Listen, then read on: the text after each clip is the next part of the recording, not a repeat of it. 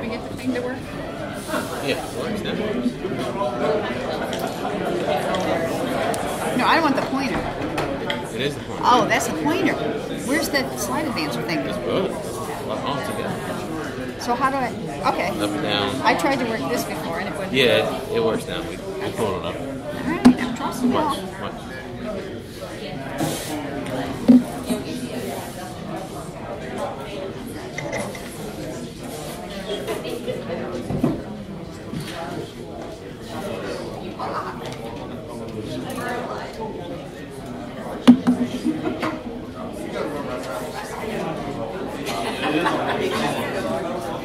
They're down. I guess it's down.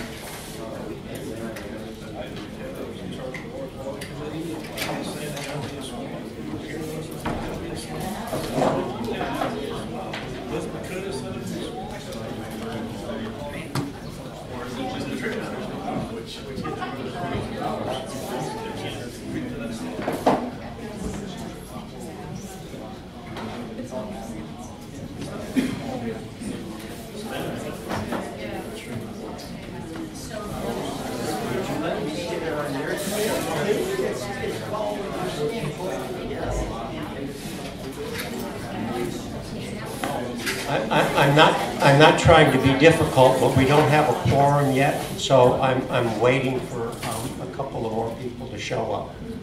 Okay? I don't know any jokes. I can't sing. I can't. You don't want me to sing, so.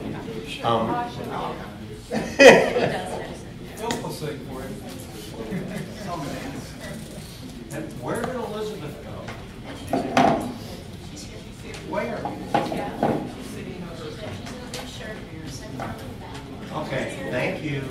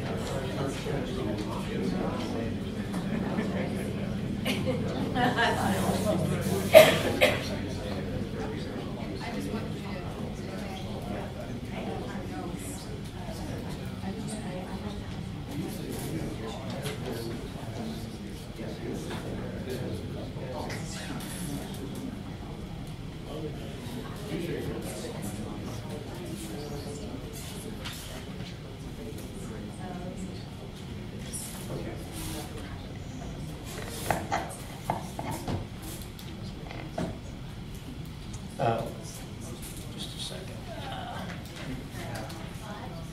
4.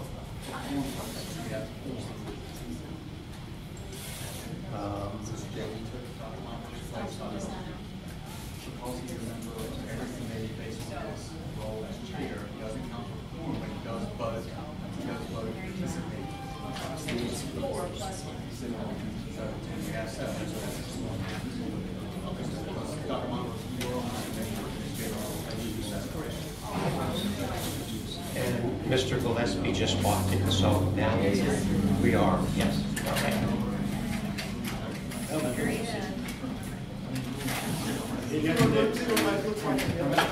Why don't you take this one? I'll take it. What's it? Okay. Good afternoon, everyone. My name is Bob Rubin. This is the Water Quality Committee, Environmental Management Commission Water Quality Committee. General Statute 163A-159E mandates that the chair inquire as to whether any member knows of any known conflict of interest or appearance of conflict with respect to matters before the Environmental Management Commission's Water Quality Committee. If any member knows of a conflict of interest or the appearance of a conflict, please state so at this time. And seeing no conflicts, we will proceed with our meeting. I trust that everybody has read the minutes of the May meeting. Do we have a motion to approve the March Water Quality Committee meeting minutes? We have a motion. Is there a second? I'll second. Okay, good. We have a motion and a second. All those, any discussion? I'm sorry. All those in favor, just raise your hand or say aye. Aye. Motion passes unanimously. We do have a guest. Dr. Lazoric is joining us this afternoon, and I'm glad to see you as a guest. We have a couple of items on the agenda today. The first is a request to send to the Environmental Management Commission the Southern Environmental Law Center petition for rulemaking to repeal the swamp designation from a segment of the Cape Fear River in New Hanover and Brunswick counties. Cape Fear River Basin Rule 15A NCAC 02B.0311T. This is an action item, and Elizabeth Contis will be providing some preliminary information. I've asked Philip if he would talk a little bit about the rulemaking process, and then we will have a presentation from the Southern Environmental Law Center. Okay?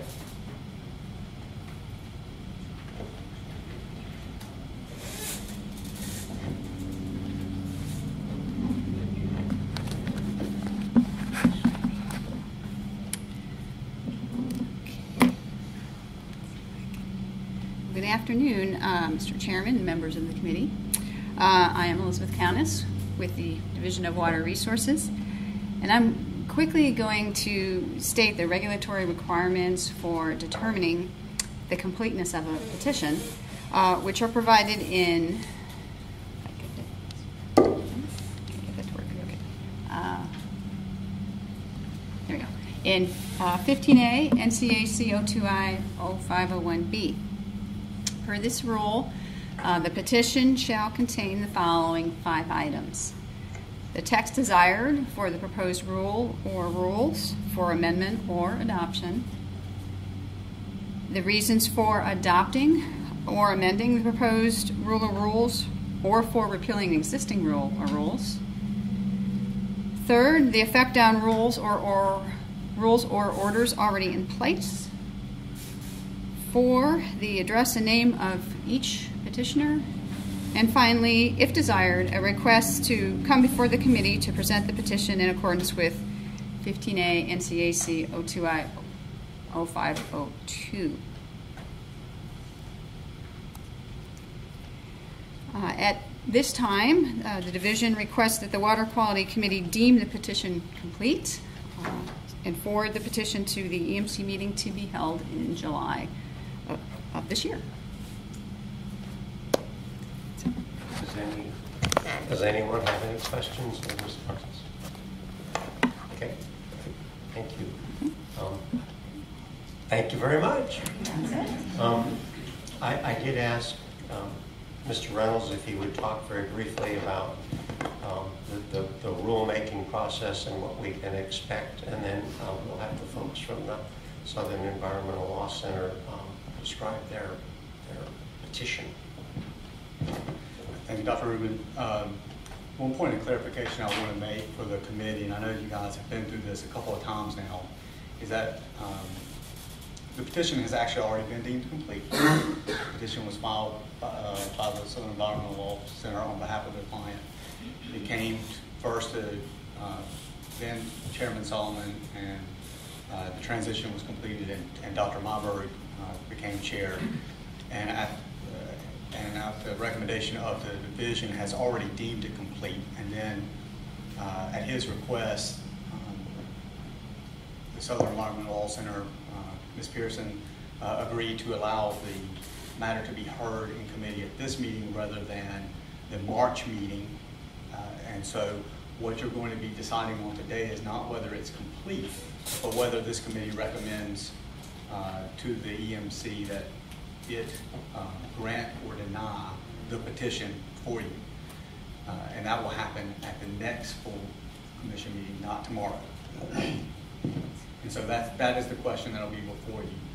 The petitioners will come up and they'll have, according to your bylaws, up to 15 minutes to make a presentation and then accept any questions or answers. And if at that time the committee, the chair, Dr. Rubin, the members of the committee would like to also ask questions of the division, certainly you would be entitled to do that.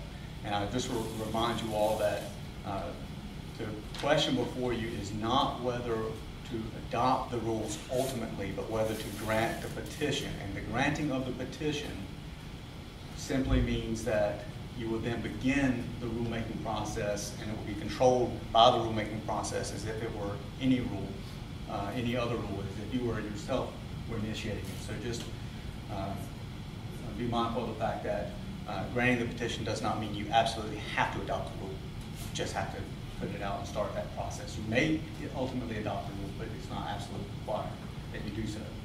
So just wanted to make that distinction. Oh, I'm sorry.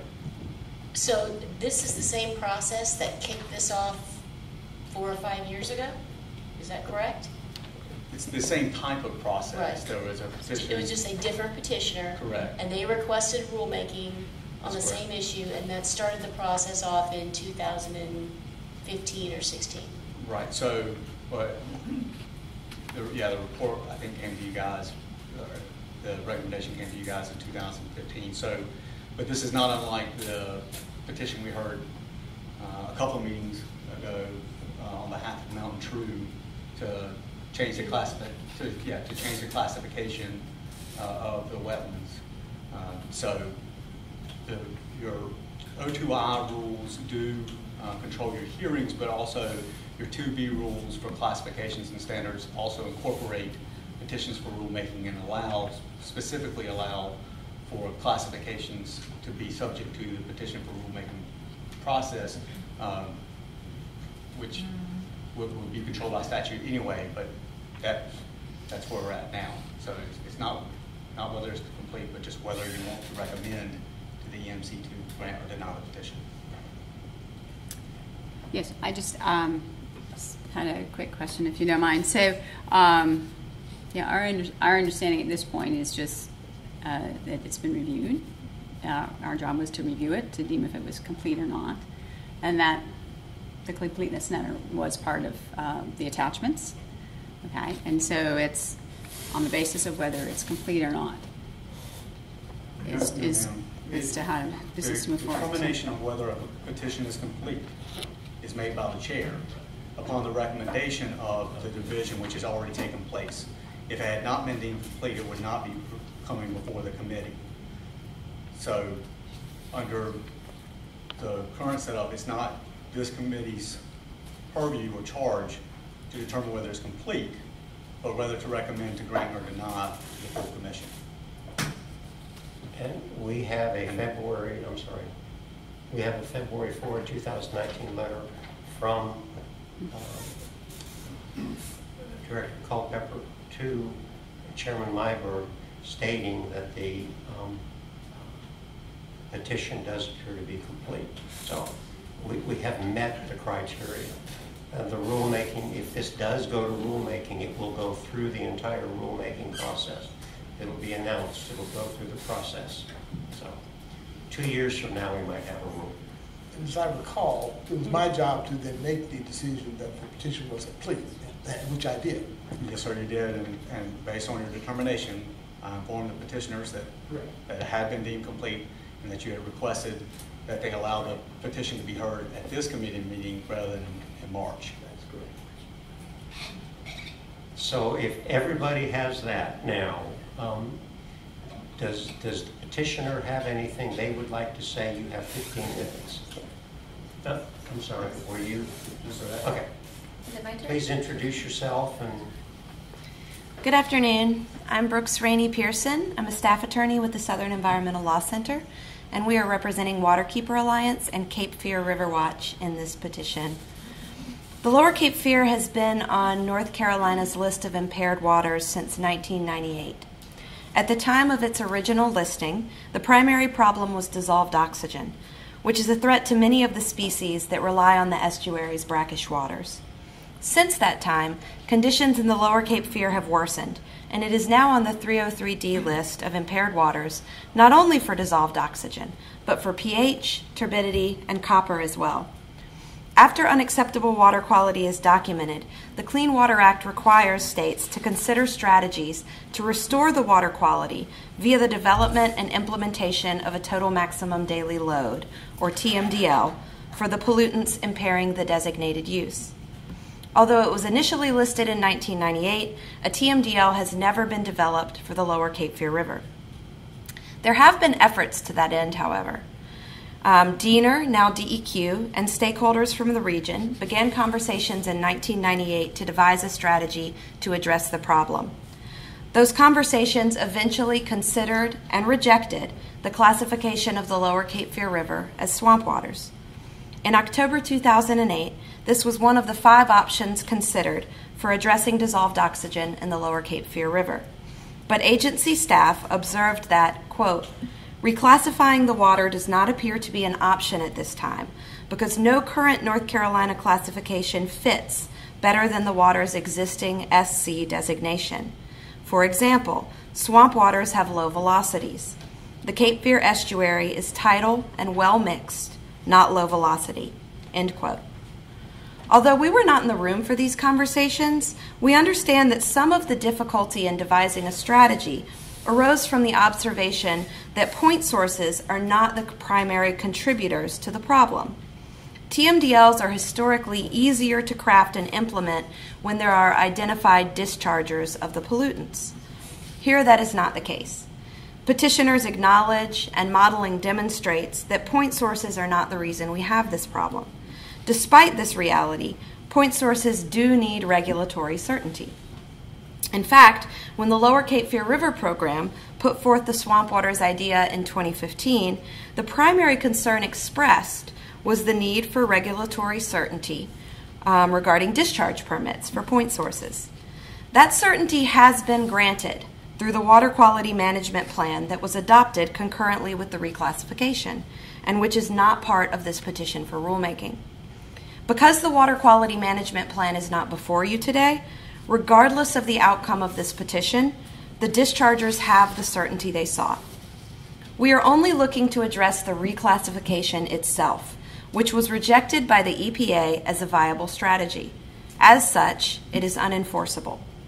It is incumbent upon this commission to repeal the supplemental swamp waters reclassification in order to accurately reflect the classification of the Lower Cape Fear River that was approved by the EPA, and to ensure that the language of the North Carolina Administrative Code matches the requirements of federal law. The EPA reviewed and rejected the swamp waters reclassification for 2 reasons.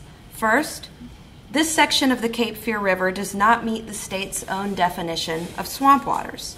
And second, because the state failed to consider how the designated uses of the Lower Cape Fear River would be protected with the swamp waters classification. We are now confronted with language on the books that cannot be applied under the authority of the federal NPDES program, nor can it be used for any state regulatory purpose. The rule, as codified, is completely unworkable. All we are looking to do is restore the classification of tidal saltwater. Once restored, the classification recognizes the persistent impairments in the lower Cape Fear River and the need to do something about that situation. My clients, colleagues, and I met with DEQ about this issue several times.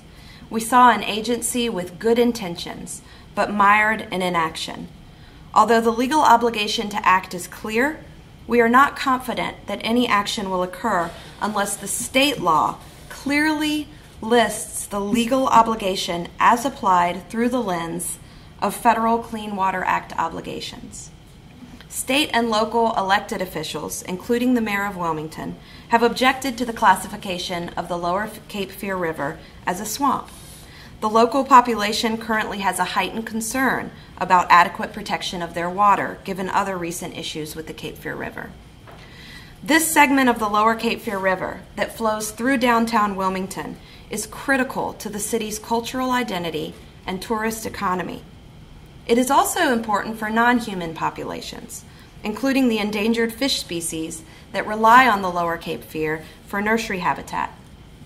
This part of the river was already designated as primary nursery area at the time of the rulemaking, and since that time, it has also been designated as critical habitat for the other species, including the distinct Carolina subpopulation of the endangered Atlantic sturgeon. There is no fiscal impact to this rulemaking, and no permits have been issued relying on the supplemental swamp waters classification. This petition will not change the Clean Water Act's mandate that a TMDL must be developed to address the water quality impairments in the lower Cape Fear River. That requirement exists regardless of this petition. This will merely make North Carolina Administrative Code consistent with applicable law. It will also make it clear that we do not allow this sort of rulemaking to be considered as a viable regulatory response to persistent dissolved oxygen concerns in fresh waters in North Carolina.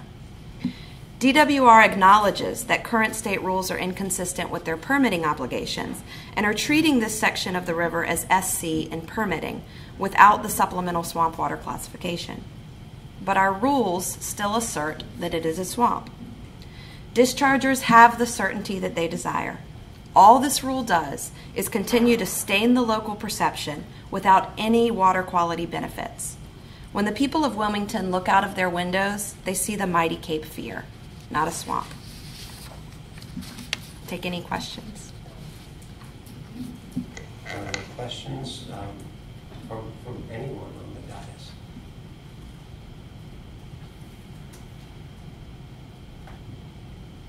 No questions?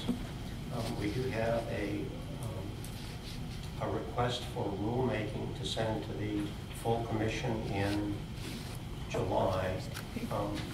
I know that several of us have met with the Southern Environmental Law Center, and the request does seem to be very sound. It does appear that the Environmental Protection Agency, Region 4, was very supportive of this reclassification. I think it's a very good idea, and I would wholeheartedly support going forward, and I would wholeheartedly support, I don't know if I'm allowed to do this or not, but I would wholeheartedly support the full commission supporting this effort, and I will say that tomorrow in my comments, what do they call those, committee chair comments. So we do have a request. Do we have a motion to send this?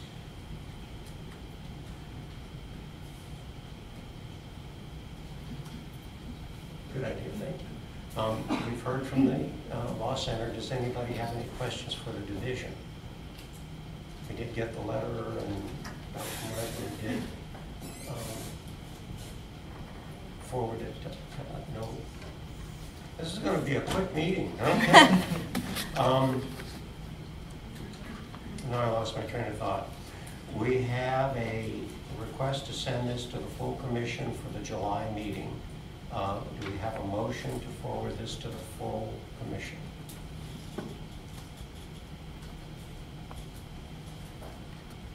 I'll make that motion. We We have a motion to forward this to the full committee. Do we have a second? I'm sorry, Mr. Chairman, if I may get some clarification, to forward it to the full commission with a recommendation To grant. to grant. Okay. Yeah. Do we have a second? Second. We have a motion and a second. Is there any discussion? There's no discussion. What is the motion? The motion is that we send this request to the full commission for the July meeting to accept the petition for rulemaking for this portion of the Cape Fear River to change it or to repeal the swamp water classification. That's what I understand. And my discussion would be that I was here when this public request was made. I was here when the staff did their job at DEQ, processed this. I was there when this went through public comments and when it was received.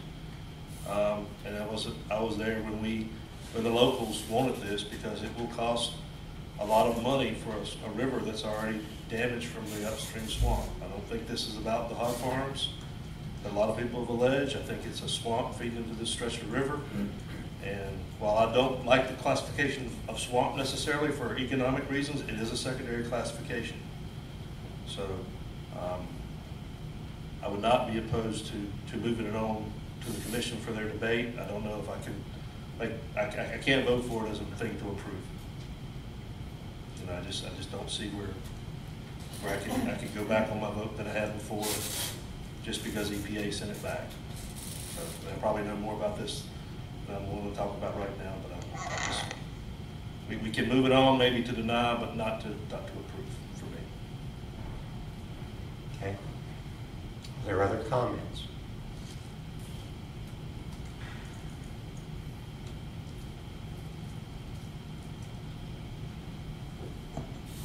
Mr. Chair, maybe if we had an amended motion that everybody on the committee to support would be a unifying message that we could do instead of having a divisive vote. I will make an amendment. I will make a motion for an amended motion. Can I do that, Counselor? That's up to Commissioner Gear. No, it's not. It's up to Counselor, I think. Oh. No, sir, it's actually, each member has a right and privilege to offer motions to amend, which would need to be acted on first. I know that this commission and this committee, like many others before, have an informal practice of accepting friendly amendments, but even absent an agreement by the moving member, a second member can move to amend any motion on the floor, except those that are specifically excluded from being able to be amended. I got a feet, man. I got to look out. We've already been through this today, Dr. Rubin. He had to correct me on one earlier. Okay. You were there. Yes. Oh, well, what are we asking for? My amended motion would be that we move, the EMC has the full charge with approving this or disproving. So my amended motion, if I could, would be to say that this committee just agrees to pass it on for the full EMC for consideration in July. Without an opinion. So, Mr. Chairman, you now have a motion to amend, And I'd second that. to strike the recommendation that it grant. You now have a second from Commissioner Gillespie, and so we would need to vote on the motion to amend before returning to the main motion on the floor. I understand. Okay. We have a motion and a motion to amend, and the motion to amend has been seconded. Do we have any discussion on the motion to amend? I'd like it to be restated by council, please. I want to make sure I understand. So, Mr. Chair, I made the motion to amend by Commissioner Solomon is that the committee effectively refer this petition to the full commission so that it can determine whether to grant or deny it, but not make a specific recommendation as to whether it should grant or deny. Correct. Comment. Yes, sir. So the comment would be that that's normally what the committees do. And so I would support that, of course, because that's normally our process, and then full commission decide. Okay. So we have a motion to amend, and the motion to amend has been seconded. We've had discussion. Is there more discussion on the motion to amend? And the motion to amend is that we forward this to the full commission for their consideration, as I understand it. About the comment that this is typically what this committee does, could I have a bit of history on past actions? I don't recall during my time whether this was a circumstance or if it was even delegated to the committees in the past. Maybe this is something that's happened in recent years. Mr. Chairman, if I may. Of course. Respectfully, Commissioner Gillespie, this committee, in facing petitions for rulemaking, as other committees have included often a recommendation whether to grant or deny the petition. So, but on occasion, in order to move things forward, a committee has elected, I can't remember which one it was specifically, but a committee has elected to move forward and refer the matter to the full commission without a recommendation. But in my time here, I can think of can't think of which petition it was, but I think maybe that happened once, but in every other petition, there was a recommendation associated with it as to whether to grant or not. I think this is maybe fourth one that we have. And I would not disagree with that. However, the circumstances around this one are different from all the other ones that we have. And that's why I support the motion that's been made. It's because it is a different circumstances of just approving the rule moving forward because of the history of this. Certainly, and I'm not saying that that's not within the committee's prerogative to do it that way. I'm just saying they have included them in the past, on occasion not. I'll repeat what I've said. We have a motion and a second. We've had discussion to move the motion, to amend the motion, to move this forward to the full commission for the July meeting. Is there further discussion? All those in favor of the amended motion signify so by saying aye. Aye. We have 3. All those opposed? We have 1, so the motion does carry. It doesn't make any difference. I can vote, but it still carries. Yeah, correct. So now the motion is returned before the committee now is whether the motion is to move forward without referring it to the full commission without a recommendation. Yes, sir. For July. So then we'll take a second vote. Let me make sure everybody understands that. That's what our motion is we're moving this forward to the full commission without a recommendation for adoption or denial. And it will be heard at the July full EMC committee meeting. I guess we might want to have a little bit more discussion from the division in the July meeting. Oh, at the July, yeah. Yeah. Yeah. And I'm assuming that the Law Center will be here also. Yes, sir. Okay. We have, it was moved and seconded and passed, so that's it. We're going to call a motion. You got to call the vote for the second. You did call. Oh, I'm sorry. The motion has amended. All those in favor of them, we did do that. That was just to amend. Now it's the amended motion. It's the same vote. Well, Mr. Deerhay could change on the motion now. Okay. Get a unanimous vote. I'm So. here in spirit and physical form. Okay. So once you amend a motion and it comes back, it becomes a primary motion, which it could be further amended if the committee so chose. In order to finalize the action, you just voted for the amendment, you have to vote on it again to be the final action. So now it's the motion as amended as opposed to voting only on the amendment. Okay. So now all of those in favor of approving or denying the motion that we had to amend signify so by saying aye. Yes, ma'am. So the motion is to carry it to the EMC, but Yes. with no recommendation. That's Yes. what I'm hearing. Yes. Not necessarily a position, just no recommendation. Yes, ma'am. So that is the main motion as amended. Yes. And that is the vote that the committee is taking. Unless Yeah. there's another motion to amend. Yes. No. Abbott Costello here. You gonna call it? Call it all in favor? Say aye. All of It's your those in call. favor, pardon? It's your call. Yeah, all those in favor of the motion signify so by saying aye. Any opposed? No one opposed, so it does carry. This will go before the July full EMC meeting with no recommendation. And again, I would ask that the interested parties be here to make a presentation. No, sorry, Mr. Chairman, it would be up to the chairman of the full commission to determine whether further presentation is necessary. Okay. And will be allowed. Okay. Good. This is one of those interesting rules where the committee chair controls this meeting, but the full EMC controls the full. You can have different speakers and all that. Okay. Okay. Okay, that's it. We have a presentation on Hurricane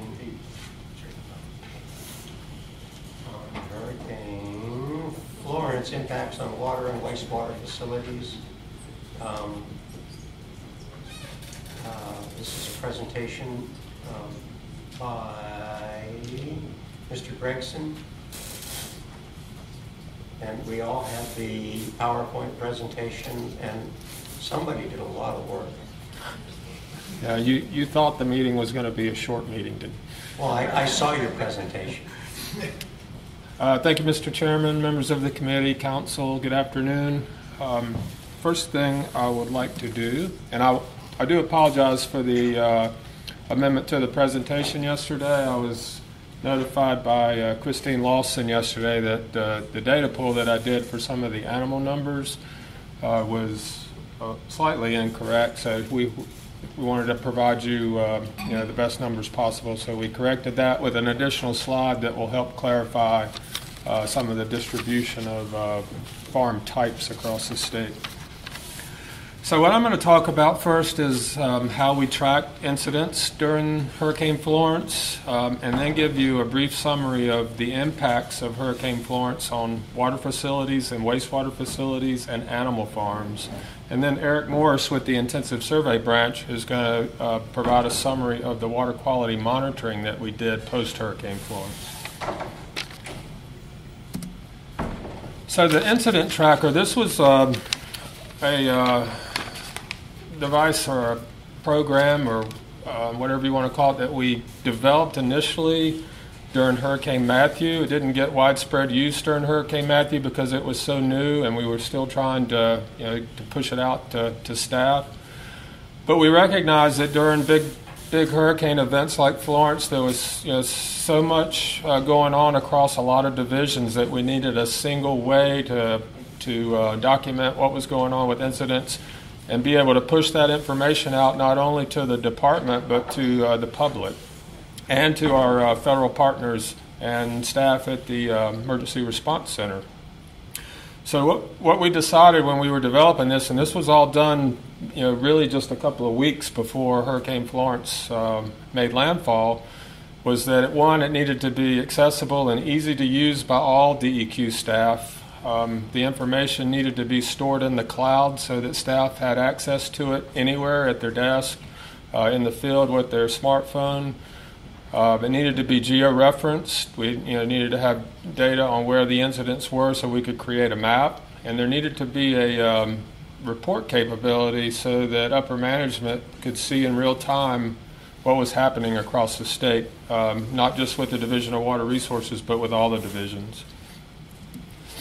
So this is what it looked like. It had 4 components. The first was Survey 123 data entry form, which is the form on the far right. There was also an editing application, which allowed staff to actually go into the map portion of the tracker, point to an incident, and then it would pull up an editing display. There was a dashboard, which is the screenshot on the top. In the middle, which provided summaries of the incidents, the type of incidents, the numbers, where they were located. And then there was also the storm tracker, which is on the bottom left. It allowed staff to overlay things like weather patterns. And the image that you see right there is an overlay of where NOAA did some overflights with some aerial photography shortly after the storm. So if you pull this up on the computer and zoomed into those, you would actually see the high-resolution aerial photographs along most of our major water bodies. And those can be pulled into the same screen with the dots showing where the incidents were.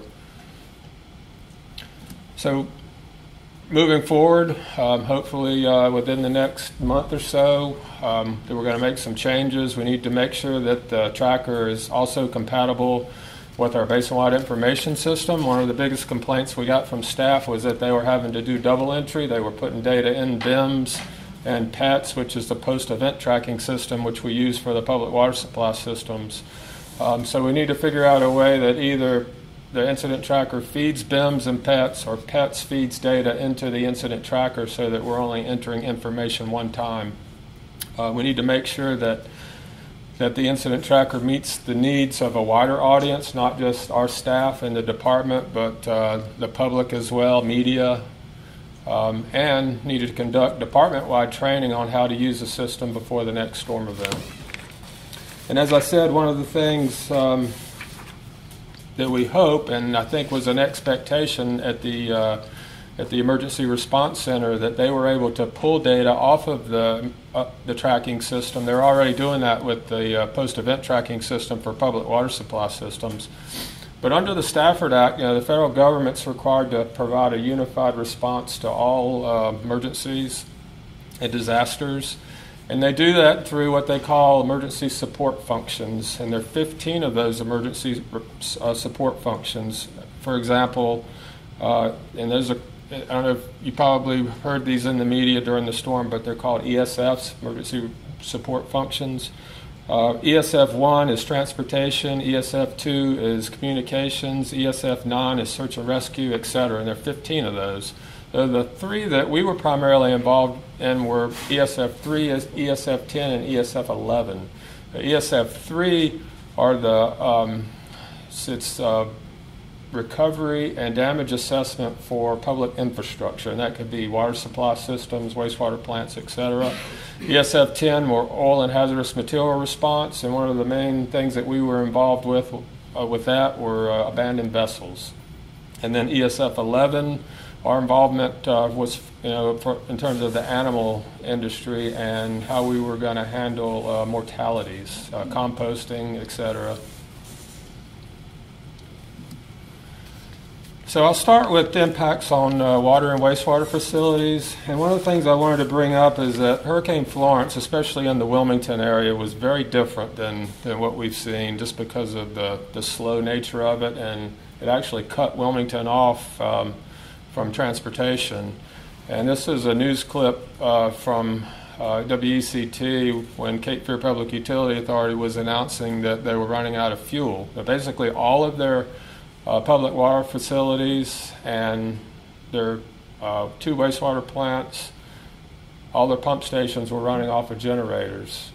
And in normal times, it's not a problem getting diesel fuel trucked in, but Wilmington being completely shut off, they were at a point where they were going to completely run out, which meant no water, no sewer facilities. And ultimately, they were able to get some diesel fuel from the state ports, I believe, and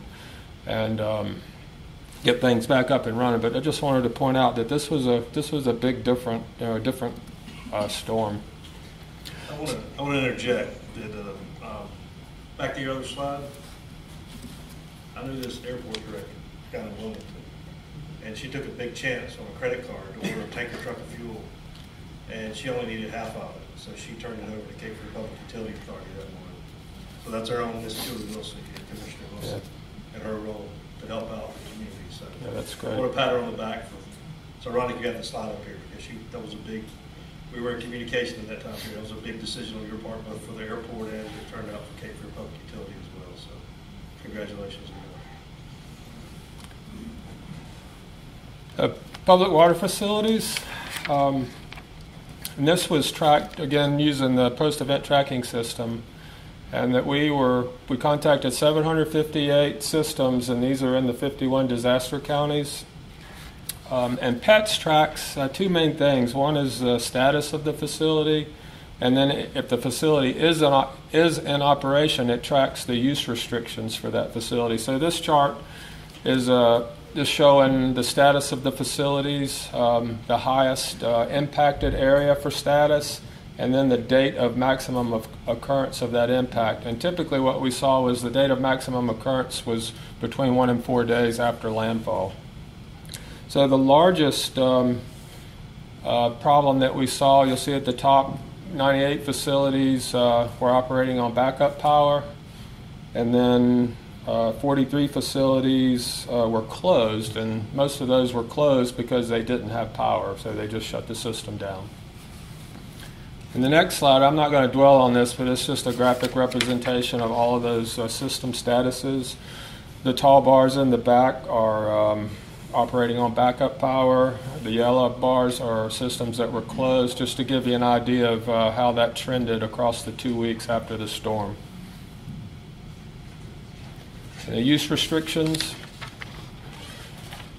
The highest use restriction that we had were boil water advisories, which I'm sure you are familiar with watching the news. And a boil water advisory means that the system may be contaminated, as opposed to a boil water notice, which means that the system is contaminated. We have had a lot fewer of those than we did the system-wide boil water advisories. And again, a graphic representation of that, with the green bars being the boil water advisories, and then the blue bars in the front are systems that were completely out of water.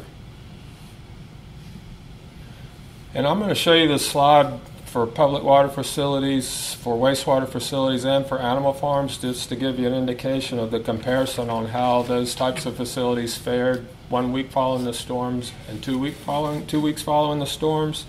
So public water systems 2 weeks out, did really well. Out of the 758 total systems in the impacted area, to start with, we had 28 operating on backup power, for example. 2 weeks later, we had 0 operating on backup power.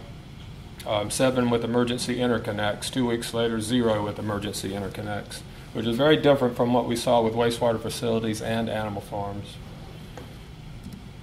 So again, wastewater facilities, a different situation. I think a lot of it's because of the landscape position that wastewater facilities are in. They're typically downhill, and everything flows that way. So they're down in the low areas. They're more subject to flooding. And water facilities are pushing water out. Wastewater facilities are receiving water, so they're getting everything that's falling on the streets, et cetera. This is the 2 week comparison for wastewater treatment plants. Of the 474 systems that we had that were contacted in the impacted area, 1 week out, 433 operational, 2 weeks out, 457 operational. And then we also tracked partially operational, which could be anything from not having disinfection to having a clarifier that was out of service. So we had 15 that were completely non-operational 1 week following the storm, and then 2 weeks, 8 non-operational. Those two unknowns, you'll see this in a couple of slides. Unknowns typically means that we were not able to get up with the facility. One of those facilities was a retirement home in the upper reaches of Carteret County that had evacuated, and there was nobody there operating the plant, nobody to answer the telephone, so that's why you see that. I'm going to talk a little bit about what we saw with the wastewater systems, just in terms of total volume that was released of both partially treated and untreated wastewater. And this is what we've been getting the most, requests for data from the news media and the General Assembly. So bypasses, I'm going to talk about bypasses and SSOs. A bypass is typically something that occurs at the wastewater treatment plant. And it simply means that the wastewater did not receive complete treatment. And it may be that it didn't receive disinfection, maybe that it had to bypass a secondary clarifier. So take these numbers with a grain of salt. Some of the wastewater may have been almost completely treated. It just didn't receive may have gone through tertiary filters and didn't receive disinfection. So the numbers can be a little misleading. It's not necessarily always completely untreated wastewater. So we had 80 bypasses at 61 facilities, and this is just in the disaster counties, with a total of 66.8 million gallons of wastewater, with 61.6 million gallons of that going to surface waters. And these numbers, again, are the numbers that are provided by the facility. I went back and looked at some of the data today, and there's still some facilities that have both bypasses and SSOs that, and I'm assuming it's because there was no way that they could come up with a volume. So we still have some blanks out there. We feel like the numbers are pretty good, but they're probably not exact. And as you'll see with animal farms, when you have, for example, a pump station underwater that's still pumping, it's pumping mostly rainwater, so it's very difficult to tell, one, what the consistency of that wastewater is in terms of fresh water versus wastewater. And it's also difficult to tell the exact volume that's coming out of that pump station. Sanitary sewer overflows, this is in the collection system itself. It's 516 at 149 systems with a total of 54.9 million gallons, with pretty much all of that going to surface waters.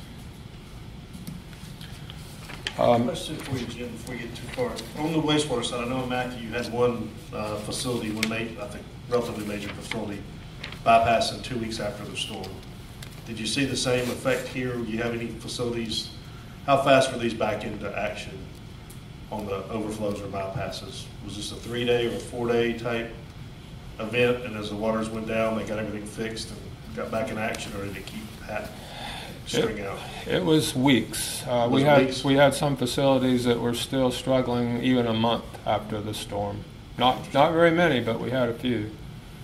What would you say the volume? Did it drop? Was that 10% of that volume maybe, or was it still a pretty fair share of volume that was still being bypassed? No, I would just estimate it would be probably less than 10% of that total volume. That happened 2 weeks later? Yes, sir. The other 2 weeks, okay.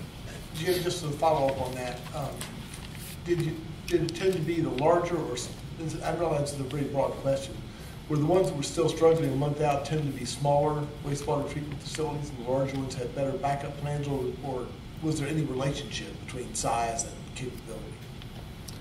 I would say there's some relationship, but the really large facilities, Raleigh and Charlotte, were probably less impacted because of their location. Right. The Wilmington, for example, they had some impacts due to power failures and some equipment failure, several days after the storm. And then after that, they had a few sanitary sewer overflows, but no real problems at the wastewater plant. So I was just looking at the list of the ones that were 2 weeks following the storm. There were 17 plants that were still impacted.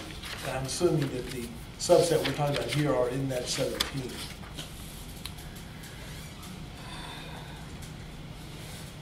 So for the bypass, I'm not talking about SSO, it's just bypass. Or am I missing something? And some of the ones that were operational will still have bypass issues. Yes, and those would be listed as partially operational. Okay, that's okay. So in other words, the ones were, if you were marked as 457 operational, that meant you were operational and not doing bypass. Correct. Okay. Let me ask, follow one more time. Do you think, and you guys have done your after action reports or discussions, were we better after the most recent, after Florence than we were after Matthew, or did we kind of make the same mistakes? I know it's a little bit different area, but were we better prepared? In terms of our response, or in terms of the actual results, of the facilities? The results. Do we have more overflows? Do we have the same problems being repeated at the same facilities? There were some facilities that, again, because of their landscape position, were flooded during Matthew. They were flooded again during Florence. 2 years and I would say that the both the severity and the scope of flooding was much worse during Florence than it was during Matthew. Yeah, and I asked the question to South Carolina when I'm working there, because they had the Great Flood of 2015. They had Matthew and they had Florence, and it's really hard to say. When you talk about being resilient, they're making the same mistakes over and over, or the same problems. Are we really getting resilient even though we've had, in that case, 3 events happen in 4 years, right? Yeah. So it's not it's just a question if we were getting better here or not. So. Yeah, there's an example of facility in the southeastern part of the state, fairly large town, fairly new wastewater treatment plant. They're on their 3rd UV system, it's because it's low. It's low, and the control panel and the UV system floods every time we have a major storm event. You can't get it up high enough, can you? Right. And again, that's the difference between water plants and wastewater plants. It's wastewater plants are designed to receive stuff flowing downhill. And again, just based on experience, we are starting hurricane season June 1st, and most of the FEMA funds for some of the long-term solutions, the resiliency solutions, are still way out to be awarded. So the goal in Wilmington or in the region is to at least patch everything up and have a plan for a 5-year recovery. It's going to take some 3 to 5 years to get resiliency. So, moving on to animal operations, and this is a shot of the animal operation webpage, and it just shows the distribution across the state of the different types of animal operations. And you'll see in the coastal plain, the orange dots, those are the swine state general permit facilities, and then the blue dots moving further west are the cattle operations, and then we have a few other types, wet poultry mixed in there, but by far it's the swine general permit. And what's not on here, we do have wet poultry, but what is not on here are the dry poultry facilities, because we, for the most part, don't regulate those, so they're not. Security reasons, right? And you'll see that looking at the storm event tracker, looks a lot like the animal operation webpage. So just to give you a little background on the facilities, and these are statewide numbers. We have 2,089 permitted swine farms, 176 cattle, 19 wet poultry, and 8 other. And I will point out that I don't think we have any lemur farms in North Carolina. How many goat farms do you have? I'm curious. I don't know that we have any goat. They have to be permitted, but there are goat farms. There are a couple real goat farms? If we did have lemur farms, I think my daughter would probably go be a farmer. So that's a total of 2,288 farms.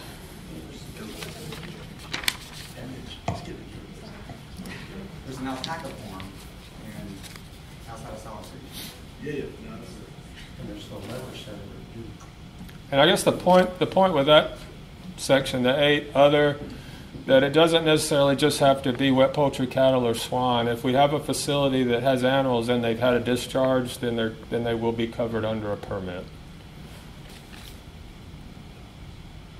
So looking at the incident tracker again, just a comparison of the distribution of animal farms, and these are not just animal farm incidents, but most of the ones that you see in the central coastal plain are high freeboard at animal farms. There's a lot of other stuff, a lot of other divisions incidents, but primarily those that you see right there in the middle are high freeboard. So again, there's 2,288 total permitted facilities in the 51 disaster counties. That's 1,690.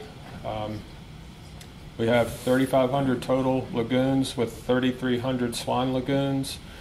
So as a result of the storm, we documented 6 lagoons that had structural damage, 33 lagoons that overtopped, and 23 lagoons that were inundated. And I got a lot of questions from reporters after the storms of what's the difference between overtopping and inundation. And so overtopping is when the lagoon fills up and runs over, and inundation is when the floodwaters get to the point where they actually run into the lagoon. And then those the 33 overtopping and 23 inundated, those are the maximum numbers, and then that date that you see was the date that occurred.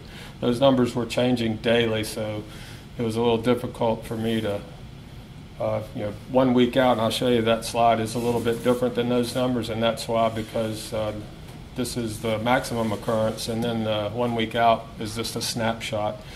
But just to give you an idea of some of the trouble that we had estimating what the volume was, and I think we took a little grief both from the media and the General Assembly on not being able to come up with exact figures for what we lost at animal farms versus the numbers that we have. We have fairly good documented numbers from the wastewater facilities.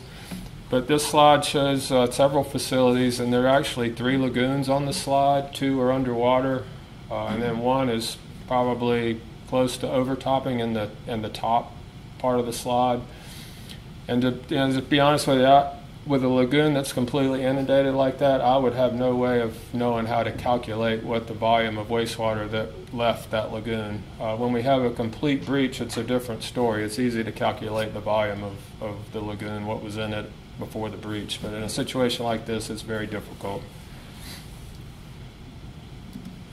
So this is, again, and I did 3 weeks out because it was a little different. We didn't have quite the recovery with the animal lagoons that we did with wastewater and water facilities. And I think the reason is, as you'll see 3 weeks out, there actually some of these categories got a little worse 3 weeks out from 1 week and 2 weeks is because the floodwaters were continuing to rise.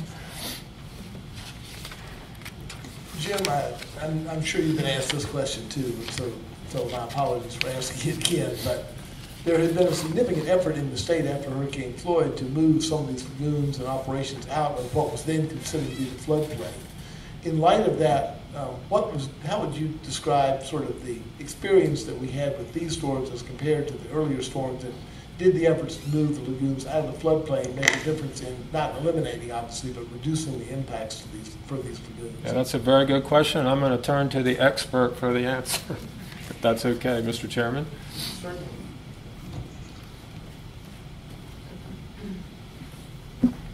Good afternoon. My name is Christine Lawson. I'm the program manager for animal feeding operations. Now, I don't have the numbers with me, so I'm going to pull these from memory, so they're going to be pretty close. The buyout program to move farm to close out lagoons from the your floodplain. There were 43 facilities closed and over 100 lagoons, like 106, I think is the number. And we, if I recall back from around the time of the hurricane, at least half of those, or about half of those, would have flooded again. Okay. And were in those zones. The other part of the animal program affected by the storm that you're not going to see really addressed here because it fell more under the purview of the state vet's office is the mortality issue. We stayed in coordination with the state vet's office, and if we had mortalities reported to us, we referred that to the state vets, but they took the lead on that and how mortalities were managed. I can tell you that at least the swine industry, prior to the storm, spent a concerted amount of effort moving animals out of farms. I know at least one integrator, and I think the others did, all farms that had flooded in either Florence or Floyd prior, or even Matthew prior, all those, any farms that had animals, the animals were removed. So that to reduce the risk of mortalities. So that reduced that number greatly. The other thing is the loss of power that we saw across the wide swath of the state. Some farms that still had animals that they had feed there. If they were without power, they had to helicopter people in to feed to get the feed from the bins to the animals. But there was a lot of work done there. So the mortality is the other part that you're really not going to see here. But it sounds like from that description, what I heard was that, in fact, there was some improvement, that we did learn some lessons from the earlier storms, and the effort to move some of these lagoons out of floodplains did make a positive difference in reducing the number of lagoons that overtopped or flooded or were inundated. But there's still some additional work left to do. That is correct. Does the state have the ability to offer similar buyouts to people who were inundated or flooded this time the way that they did before with that special state legislation? I know I should know this, but I don't. Well, after Matthew occurred, the buyout program sort of exhausted the funds several years ago, and after Matthew, the General Assembly provided additional funds, and so there was just recently, I believe last year, there was the application process for a small amount. Right. And it's not, it won't be for many, but I know that there is consideration now for even more funding, a larger amount to further address that. Thank you. It's my understanding that the buyout program is a cooperative program between Department of Agriculture and DWR. That's correct, and it's voluntary for the producers, for the farm owners. It's not mandatory. So here's kind of, you're probably going to tell me 0, but you're running about 1% now, right? And the goal is probably 0 of overtopping of problems on the goods, right? How many you got statewide? 3,300? 3,300, about 3,300 swine, about 3,500 of all animal types. Right, but you've overtopped. There were about 1% or About so. 1% or so. Were which overtopped. Is not, I mean, the goal's got to be 0. I know that. Absolutely. But do y'all think about this also in terms of how long they're? I mean, you got 3 weeks out. Again, go back to the hardening and the resilience question. You're probably never going to get it down to 0 the first week, just by the nature of things. But Right. but is the focus need to be more on recovery time, or is it trying to take the number to 0? Well, Does that make sense? It does. That's an excellent question. Some of the recovery efforts are quite different for an animal operation than, say, a wastewater treatment plant, where once they have their treatment systems functioning again, they're able to treat and discharge to the streams again. These are 100% dependent on land application. And as the fields were continued to be flooded, they weren't able to do land application until not only the fields weren't flooded, but then dried enough to get out into the fields. And if their crops were completely destroyed, they didn't have a crop, they had to reseed, etc. And getting equipment to move the amount of water that needed to be done, the legislature did provide some funding through the Department of Agriculture to cost share on some additional equipment. They're called airway systems. They're hose drag systems. It's literally you're attaching the pump hose to a tractor and you're driving it through the field. You can apply a much faster rate. It's not spraying it through the air, but those systems can be expensive, and so they did provide cost share to help provide relief for some producers for that. That can be helpful, but if you're applying even more water on already saturated ground, then that's hardly a sort of agronomic rate application for land application. Right. It still must be done at agronomic rates. However, that hose drag system, because of the fact that you're having to drive a big tractor, because it takes a big tractor to pull it, you can't get out there if the ground is still wet. Right. Because of tractability. And putting more water on already saturated water just means you're going to run off. So effectively, so there was a delay. There was a delay in being able to use that. Right. That's right. Yes, sir. Got a question for you. Can you remind me of the law or policy that if they take a buyout, are they not allowed to relocate? It's just the end. Is there not a moratorium on new ones? So first of all, is that true? You are correct. The moratorium is still in place for new or expanding swine farms using the lagoon spray fill system as their primary treatment. And these permits are not portable. You can't just close down here, pick up your tent, and move somewhere else. It doesn't work that way. So if you were to relocate a farm, the new site would be considered a new farm. It would be a new permit that would have to meet the performance standards for new and expanding swine operations. And follow up on that, Mr. Chairman. So hearing that a lot of the buyouts have been turned down, and simply because of that. So if you wanted to maybe to increase water quality during these times of instances, would it make sense as a policy to allow somebody to relocate and do it under the, well, I ain't gonna say the old standards, but make it easier for them to relocate and do a buyout to get it out of these floodplains instead of eliminating the hog farm, which is the deterrent about taking a buyout. Does that make sense? Is that correct? Yes, sir. I understand your statement, and that would be something that the General Assembly would need to consider. Yes, sir. And one last follow-up. So has that been a recommendation from the department or Department of Agriculture in the past to do that, and then they just refused to do that, or has nobody's ever brought that before? I'm not sure if there's been a formal recommendation made to the General Assembly. I know there have been discussions about issues concerning portability, transfer of capacity, meaning growing spaces. There have been ongoing conversations about transfer capacity. As far as any conversations with the General Assembly, I don't have that answer. One last follow-up, Mr. Chair. Everything just a minute ago. So, would it be, and I've not been on here long enough to know proper procedures, but is it not something this committee could look into and make recommendations or not make recommendations as far as flooding issues go and forward those recommendations on if we chose to do that? Maybe that's for the council to. I think it's something that we can look at, and I think it's something that the commission and the department could forward, and I would also think that we would want to get cooperation from the Department of Agriculture. And if I could add, I think that's a great idea, especially if they're flooding in Matthew and Florence, and they don't have any other choices. I think that subset of people would really be worth trying to incentivize for the environment. I really do. Well, let me ask, are you making a motion? We'll do that later. No, sir. I'd let the committee members think about it and talk to the committee members and see if you got, make a decision on it. Commissioner, you're here. If I recall correctly, the commission has passed resolutions before that have been taken to the legislature.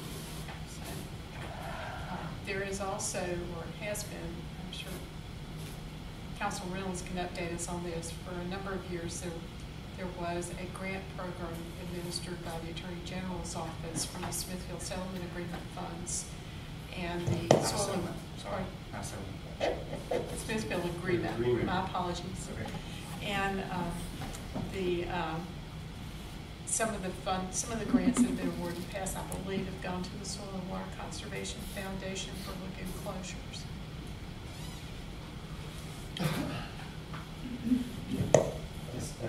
Is that program still in place? The Attorney General's Environmental Enhancement Grant Program is still in place, and they're still administering some grants, although it's been put on hold. So I agree with everything you said, except for the settlement. Not a settlement. Are there any other comments? Yes, ma'am. I had a comment or question, not about the animal operations. Okay. Maybe the gentleman needs to finish his presentation. I can wait until afterwards. And Mr. Chairman, then I have a couple of slides that I'm finished with the basics of the impacts on water and wastewater. I have a couple of slides that aren't related to water and wastewater, but I wanted to, I guess, put a plug in for our Water Resource Development Grant Program, and they do relate to hurricane response to coastal infrastructure.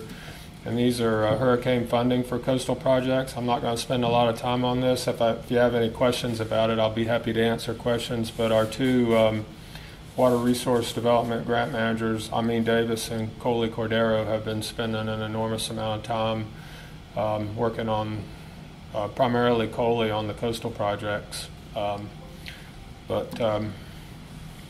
Just real quickly, we did receive $2 million from the General Assembly to do coastal needs assessments, and those applications were sent out, and the guidelines were sent out on March the 1st, and then we got the deadline to get the applications back was March 31st, 2019, and those were money that was available for local governments to do basically surveys to determine what their needs were for beach nourishment projects.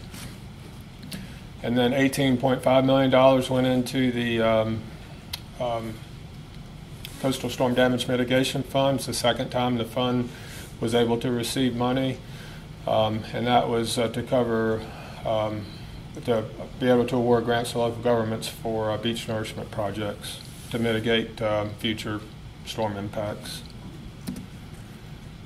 And then I won't spend a lot of time on this, but Session Law 2018-5 provided $5 million to be used as grant and aid to Resource Institute to work with local governments to develop engineering practices that would extend the life of beach nourishment projects. That was modified in Session Law 2018-138 to change it that they would work with the town of Topsail Island to develop a plan or implement projects to mitigate future impacts of hurricanes. There's new legislation that's introduced, Senate Bill 95, that would allocate $3.4 million to RI for Topsail Island, and then $1.6 million directly to the town of North Topsail Beach.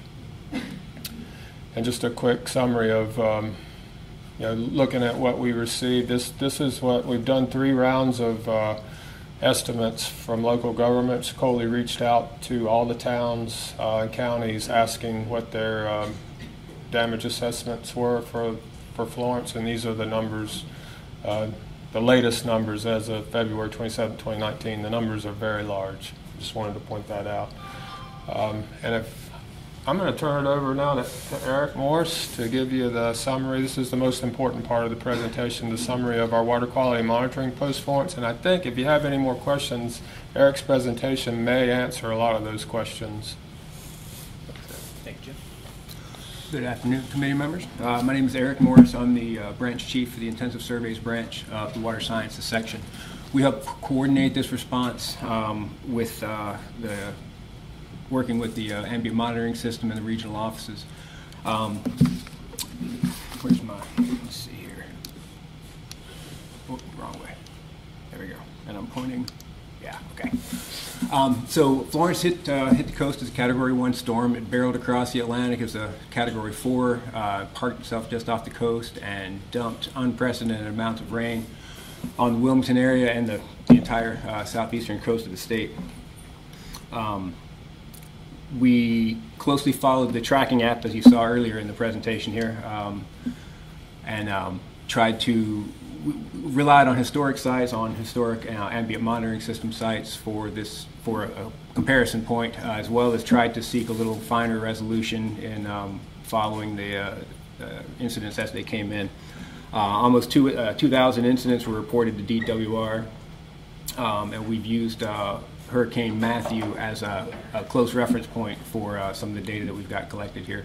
You see the 2 storm tracks on the image to the right. North Carolina was already experienced one of its wettest years on record prior to the arrival of Florence. The map you see in front of you is a 7-day accumulation from September the 11th until September the 18th. Surface and groundwater storage capacity was already maxed out prior to the arrival of the storm, prior to the arrival of up to 30 inches, over 30 inches between Lumberton and Havelock. Florence broke North Carolina's record for the most precipitation from a single storm event, as recorded in Elizabethtown at 35.93 inches. The former record had been held in Southport from Hurricane Floyd at just over 2 feet, 24.1 inches. And I would like to remind you also that about 3 weeks following this event, well, just shy of a month following this event, Hurricane Michael barreled across the state and hit the central area part of the state with quite a bit more rainfall on top of these totals.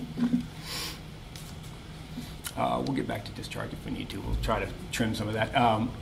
Our flooding events throughout the state, we'll kind of work north to south on that. The Roanoke Basin saw peak stages at the 3-week mark after landfall. Part of that, again, was due to that later arrival of Michael. The duration of flooding was 4 times that experienced during Hurricane Matthew, again, just in the Roanoke Basin. Michael flooding came in from the 19th, so basically over a third of October was spent over the National Weather Service's flood stage levels in the Roanoke River Basin. The Tar River saw minimal impact as compared to Matthew, which saw over 10 days, or 10 days at flood stage. There were 0 days over flood stage in the Tar River Basin. The White Oak, the poor little White Oak in Jacksonville, probably bore the brunt of this event. We had stages 7 feet higher than Matthew, and 4 days longer above flood stage. Although it peaked just 1 day after landfall of the event. If you'll notice the top right, this flashy peak here in the White Oak Basin, having such a small drainage, its impacts were felt almost immediately and subsided in time, just 1 day after landfall. But that value represents over 40 times the baseline discharge. Where is that value? So we've got the baseline value for the White Oak is at 550 cubic feet per second versus the 24,000 cubic feet per second experienced during this storm event, which was the equivalent of 7 times that experienced during Hurricane Matthew. And this set a new record at this particular basin, this particular gum branch off the New River in the White Oak Basin. The Cape Fear experienced its second highest peak stage on record at Lock and Dam 1. This represented levels higher than Floyd and higher than Matthew, with 4 feet, in excess of 4 feet from the Matthew peak stages, and a duration of 3 days, 3 days longer than those experienced during Matthew. Those values are represented here. You'll see the asterisk. This gauging station went offline for a day, or 2 days rather, during this event. But looking at the rest of the hydrograph, it's pretty safe to say that those areas were indeed above flood stage as well.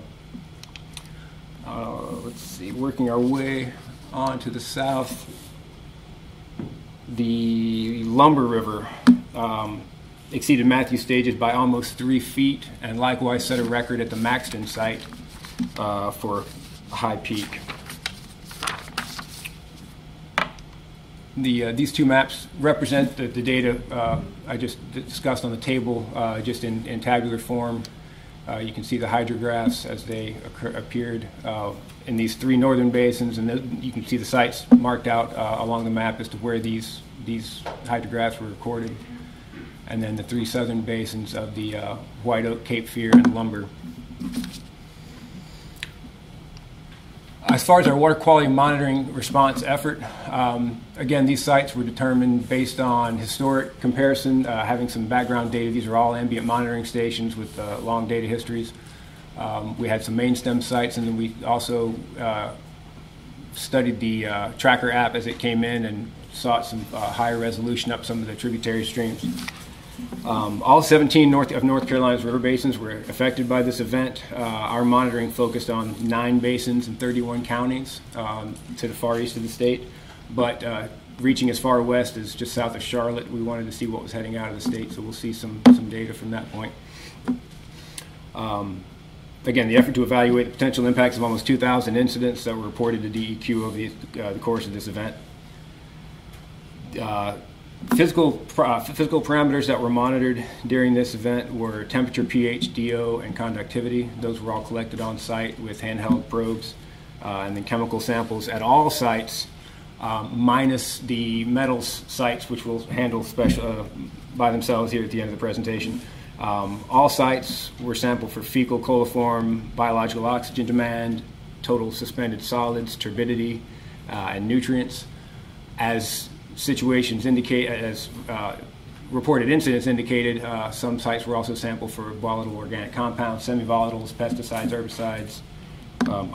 Excuse me, I take that back. We did not sample for pesticides, herbicides. All of our Matthew samples are non-detect for those, so we passed on those parameters this round, more out of necessity. You can see those sites broken down a little with a little higher resolution if you're interested in some of where those are. I've also got those in tabular form available for you as requested. So you'll see some summary stats a little later in the presentation, and those were derived from these 4 upper state sites, 1 in the Roanoke, 1 in the Tar, and 2 in the Neuse. And moving south, we have 2 sites in the Cape Fear, 1 in the White Oak, and 1 in the Lumber River Basin that we'll provide some summary stats for. So, let me back up. just to explain what we're talking about here. So you're going to hear me refer to baseline conditions, and the baseline values that I'm referring to in this discussion are these 2012 to 2016 AMS median values. Those were pulled from the 2018 integrated report for these sites. And we'll also refer to the Matthew values. And this is where it gets a little tricky, and I apologize. The Matthew phase 1 average represents what we will discuss here as round 1 and round 2 of the Florence sampling. So the Matthew data, which is this purple bar at the number 5 location, can be compared to the average of bars 1 and 2. Okay, so this is round 1 versus round 1 and round 2 versus the purple. Purple is our Matthew equivalent. Am I clear on that? I feel like I'm stumbling over that comment. Okay. Rounds 1 and 2 averaged are the equivalent of the Matthew phase 1 average on these following tables, okay? Following graphs. So for our surface nutrient values, there is no surface water standard for nutrients in North Carolina. However, we do have those historic values for comparison here. Total phosphorus was seen as being higher in Matthew, their Matthew equivalents at 6 of 7 sites. Again, this is round 1 and round 2 versus the Matthew data. And at the conclusion of this study, which was at the end of round 4, 5 of the 8 sites were still above our baseline value. Backing up just for a second, I apologize. Phase 1 was basically the first 4 weeks following the storm. There were 10 days prior to our initial sampling. As soon as roads were safe and we were getting reports that we could get in and out of these sites, we began the sampling effort, although sampling around coal ash facilities began at day 8. So from September the 22nd until October the 19th was the phase 1 effort. That consisted of 55 sites statewide. We reassessed at the halfway point and dropped a few of those sites. So at the phase 2 was what we're considering the recovery period versus the acute impacts period. So phase 2, which represented here is rounds 3 and 4, was from October the 22nd until November the 26th. Okay, so let me jump back in here. So the total phosphorus was seen higher than Matthew values at 6 of 7 of these sites assessed. 5 of 8 of which were still above the baseline by round 4. Total nitrogen was higher than Matthew equivalents at 5 of 7 sites, with early peaks at Rockfish Creek, which is 947 here, and Contentnia Creek, which is a nutrient-sensitive water in the Neuse Basin, 781. The early peaks of total nitrogen are primarily organic source nitrogen. Later rounds were more, the greater contribution was seen from nitrate and nitrite. And then 5 of our 8 sites were back to baseline conditions by round 4. So we were starting to see some recovery, more in nitrogen than in phosphorus at that point. Biological results, some fecal coliform results were impressive. We had some early spikes in these small watersheds. Again, 947, that's Rockfish Creek. That's a lower Cape Fear basin, sub-basin, with a fair amount of agricultural activity. There's also a wastewater treatment plant just upstream from this site that was offline through some of this period. So some interesting contributions going all over. Round 1 and round 2, at most other sites, we see a dilution factor cutting down those coliform counts, just the sheer volume of water.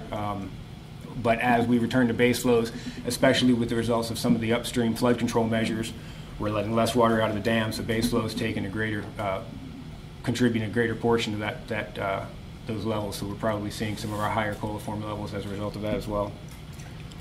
Our peak fecal coliform value during this study was 60,000 units at Sugar Creek, just south of Charlotte. Most of these other peaks were to the east of the state. The values that are going off the table here are enumerated by between 13 and 3,100 colonies per unit. BOD, high levels of BOD early on in the survey also indicate release of untreated wastewater. The BOD levels are fairly comparable to Matthew, minus, again, some of those early spikes we saw. There is no surface water standard for total suspended solids, and I apologize. There should be a turbidity standard of 50 drawn, a line for 50 on turbidity. So the only exceedance we saw there was late in the game on main stem Cape Fear. There was a lot of flood control going on upriver at that point. I wouldn't venture to guess as to what the direct cause for that was, but we had higher levels witnessed in the Neuse and Cape Fear basins later on in this study for turbidity. Volatile organic compounds and semi-volatiles were collected from a subset of our sampling locations. The only detections of any of these compounds were observed at Sugar Creek outside of Charlotte and just upstream of the port of Wilmington.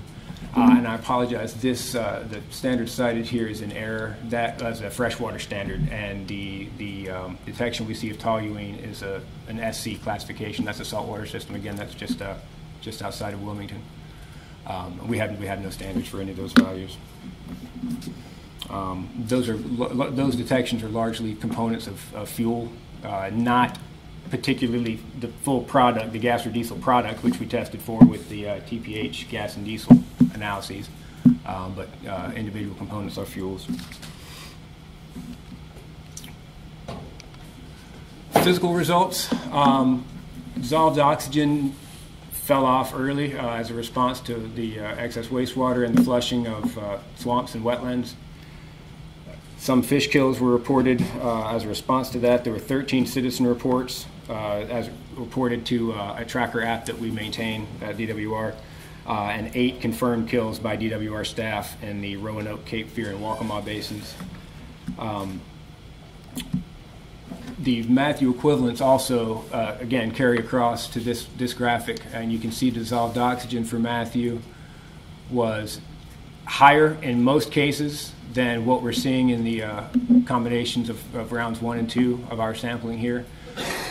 I don't know how well that speaks to you, whether we're better prepared or doing a better job than last time, but this was a different storm event. It's hard to compare apples to apples in that event, but we saw some values in excess of what we observed during Matthew, for whatever that's worth. Let's see, by round 4, in fact, for all of phase 2, all of our stations monitored, not just the ones represented here, but statewide, all of our DO readings were back above that 4 milligrams per liter. That's an acute, instantaneous standard as opposed to the chronic 5 milligram. The reason you're seeing 2 different standard values represented for pH, some of those are swamp classification, which allows for a lower DO value of 4.3 versus 6.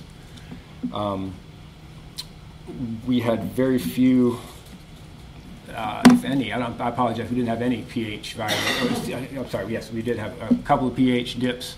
I won't say violations, excuse me, exceedances. There's no one to point a finger to with an exceedance like this.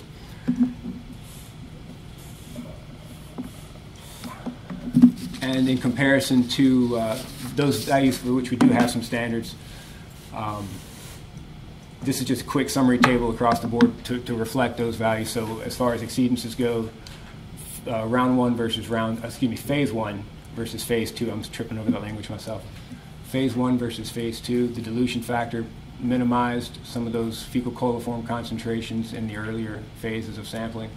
And as we returned to base flows, saw an increase in fecal coliform exceedances. pH exceedances, while that number looks inflated in the second phase, that's primarily a result of a reduced sample set. We had 4 exceedances in both phases of sampling, so we're just seeing a difference in percentages. And then as you can see, dissolved oxygen, while we had quite a few exceedances of the standard during the first 2 rounds of sampling, everything was back to a safe concentration by phase 2.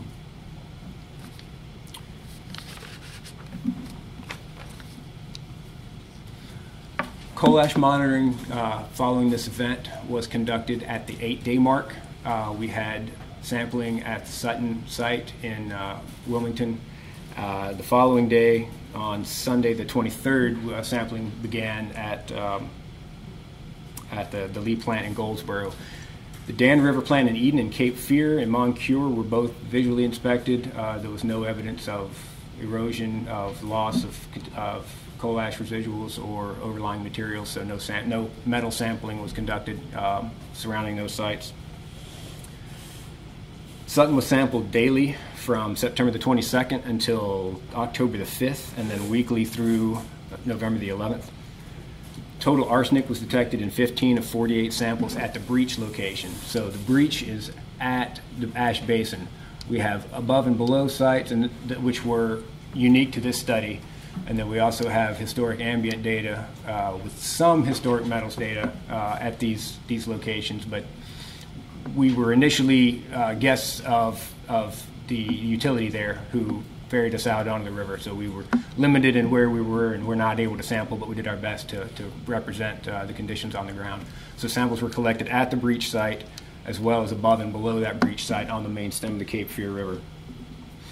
So 15 of 48 samples at the breach site were detected of total arsenic. The maximum value detected was 7.1 micrograms per liter, where the standard is 10. Surface water standard is 10. Maximum selenium value at this location was 1.2 micrograms per liter against a standard of 5. Neither of those metals were detected in the main stem sites, only at the breach location. Zinc was detected in 3 samples, one at the breach site and one above and below in the Cape Fear proper. That standard is calculated on a case-by-case basis depending on the hardness on site. The calculated standard for the 15 microgram per liter detection at the breach site, the calculated standard there would have been 22. The main stem detection of 13 micrograms per liter, that was the maximum detection, can be compared against the calculated standard of 81 micrograms per liter. Copper was detected above the water quality standards at this site. However, that occurrence was both above and below the Sutton site.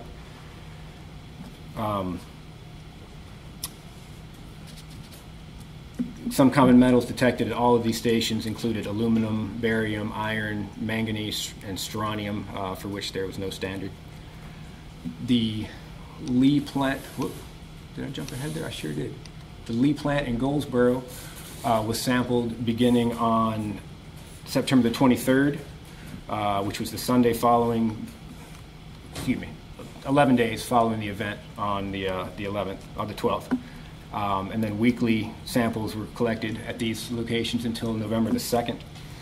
Copper again was detected above and below the site with a maximum value of 2.6 micrograms per liter, below the calculated standard at the time. Total lead was detected in 1 sample downstream only at 23 micrograms per liter, and total zinc was detected in 1 sample downstream only at 10 micrograms per liter, both of which were below the calculated water quality standard at the time. So in conclusion, in response to nearly 2,000 incidents reported to the division during, including sanitary sewer overflows, wastewater plant bypasses, inundations and breaches of animal waste lagoons and coal ash facilities, and numerous other threats to surface waters of the state, DWR personnel made over 200 supplemental site visits spanning 9 river basins in 31 counties, collecting over 700 chemical samples and in situ measurements, which resulted in over 13,800 unique data points for this event. Staff from every section of DWR contributed. I would like to recognize the regional office staffs, particularly the estuary monitoring team, and Aaron Harris in the Wilmington region. He was 6 months into the job where he found himself out on the swollen Cape Fear River collecting probably some of the highest profile samples he may collect in his entire career here outside of the Sutton plant.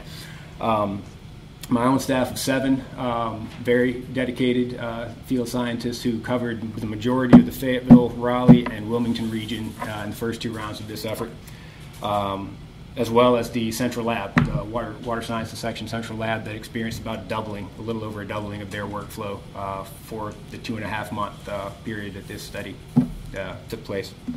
And with that, I'll open this up to any questions that you may have for Jim or myself.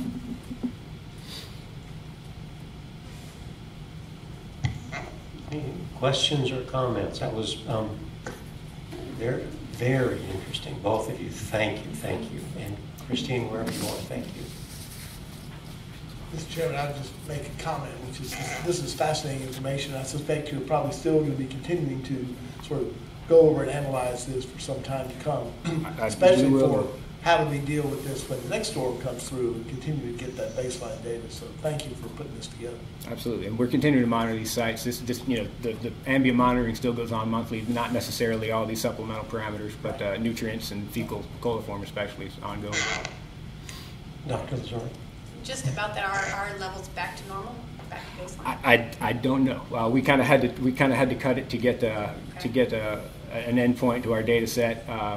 Samples, I don't know. I'm not in a position to answer that question right now. I'd have to pull those up and look for you. Questions, concerns? Yes, ma'am.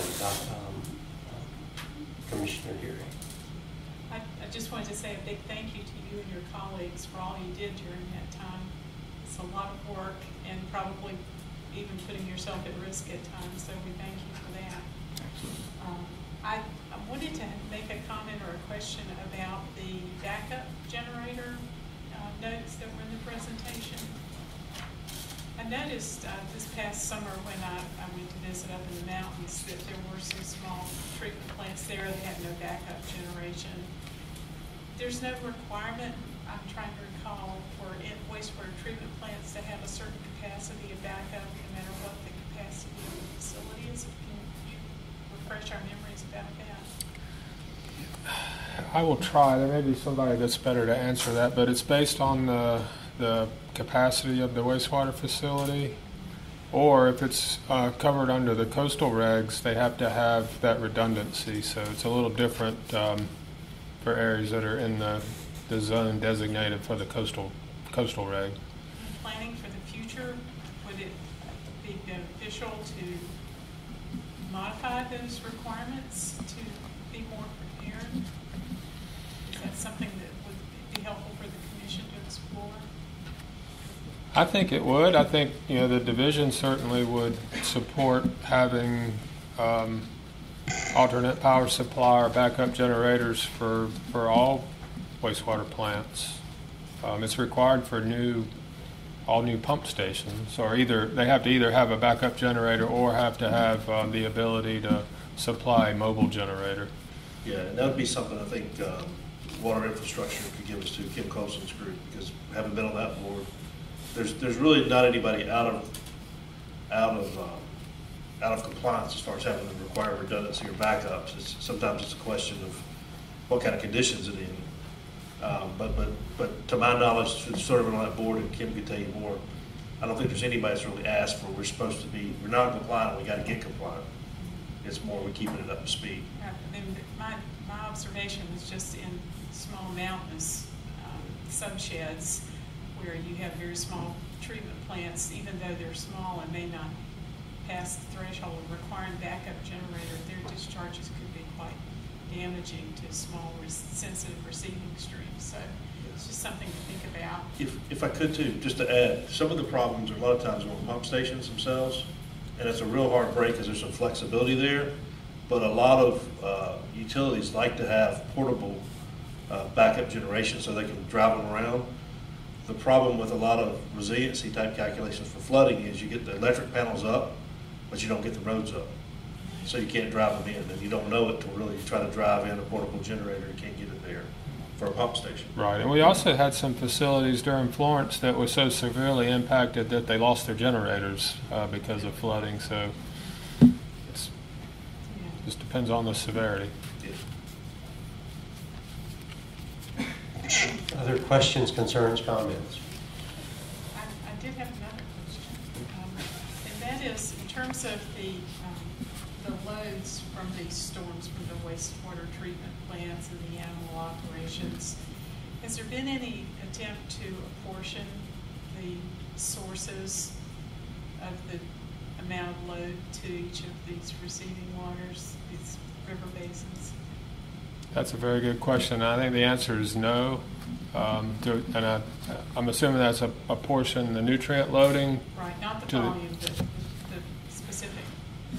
No, and I think one of the reasons I think would be that the numbers that I showed you are very large numbers, and that's volume of wastewater. Trying to determine the fraction of wastewater versus normal wastewater concentrations with the rainfall that we experience would be very, very difficult, if not impossible, to come up with what those values will be. I think you could look at the information that Eric provided to see, what those nutrient concentrations in stream were and the recovery. But yeah, It could be a good modeling exercise, I would think. I think it would if we could actually come up with the volume of, or the portion of what was lost was actually wastewater versus water that they were pumping both to the wastewater treatment plant and pumping out of lift stations, for example. If you go to a sanitary sewer overflow during dry weather, it's very obvious what's coming out of a manhole. If you go to a sanitary sewer overflow during a heavy rain event, it looks like water. So. I would just add one light story.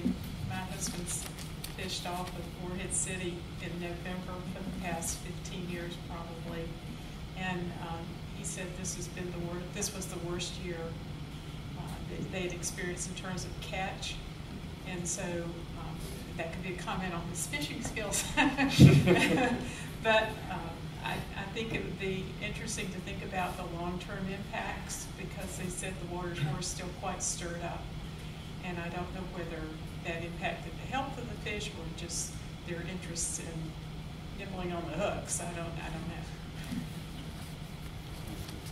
Mr. Chairman, I have one other follow-up question sort of related to that, which was that I had been kind of wondering, and maybe because of the positioning of the storms this didn't happen, wondering about whether there was any kind of signal in the sounds from the nutrient loads that went into the sounds as a result of the hurricane events. And haven't really seen much about that in any of the information from the department or the press. Do you have any information about whether or not there has been any kind of a signal so far in the water quality of the sounds themselves?